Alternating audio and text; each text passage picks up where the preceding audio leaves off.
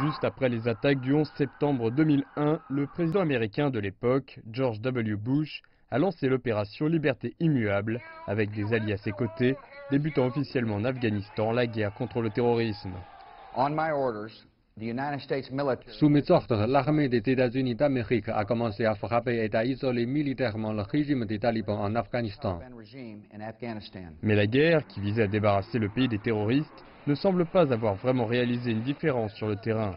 Les grandes villes telles que Kaboul subissent toujours de nombreuses attaques terroristes. Et des régions dans l'est, le sud et le nord du pays sont toujours contrôlées par les talibans. Nous n'avons vu aucun changement. Les législateurs et les membres du gouvernement ont investi de l'argent et construit tous ces grands bâtiments.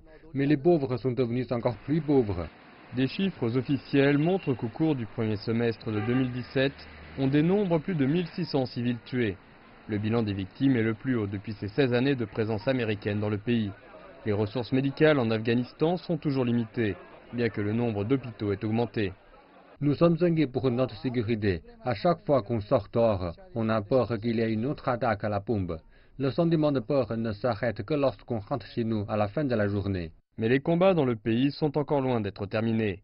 Les 16 années de présence militaire américaine semblent ne pas avoir entamé la force des insurgés, et l'avenir de l'Afghanistan est encore bien sombre.